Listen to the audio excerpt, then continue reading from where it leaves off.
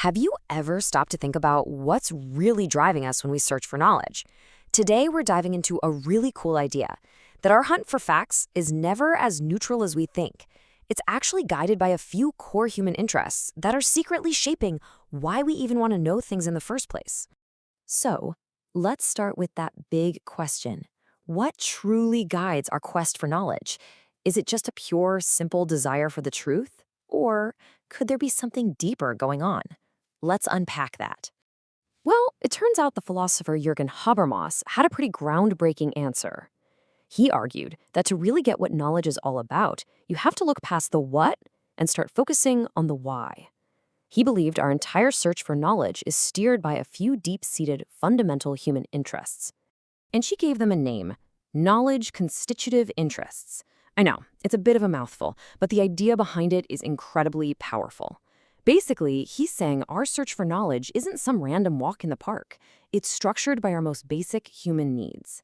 Habermas said there are 3 of these core interests, and they are always in the mix. All right, so let's break down what these 3 core interests actually are.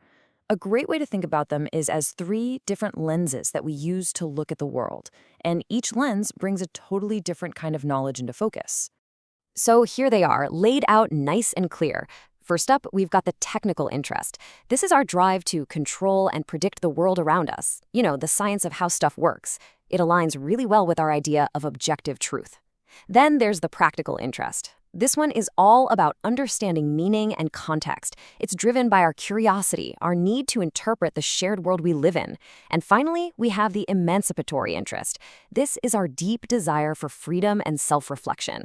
It's about questioning the way things are so we can imagine and create a better, more just, and even more beautiful world. Okay, so this is all great in theory, right?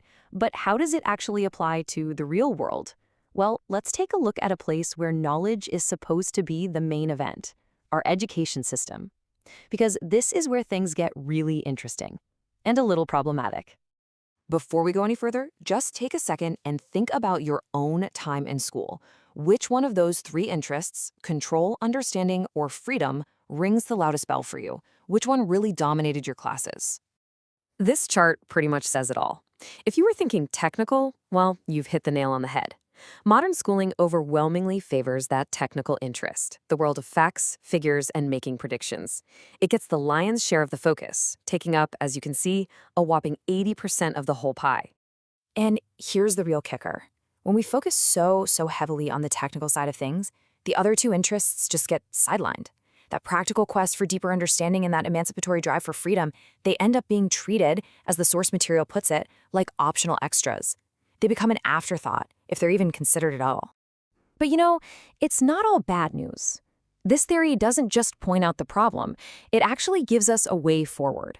It offers a framework for creating a much more balanced and, honestly, a much more meaningful approach to knowledge.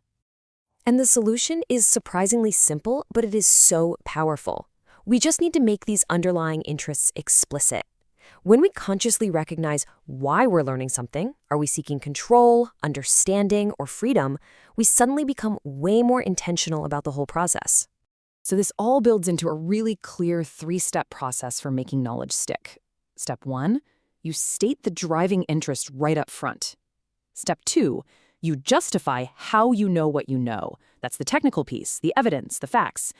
But then, and this is the vital part, step 3, you justify why that knowledge actually matters. And that's where you bring in the practical and the emancipatory, connecting those facts to real meaning and purpose. So why is this such a game changer? Well, because it forces us to finally connect the how with the why.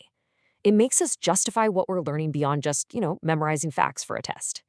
This whole framework inherently values deep understanding and critical freedom just as much as it values technical control.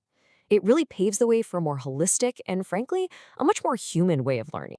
And that leaves us with one final thing to chew on. If you had the power to redesign education from the ground up, knowing what you now know about these 3 lenses, which one would you choose to look through?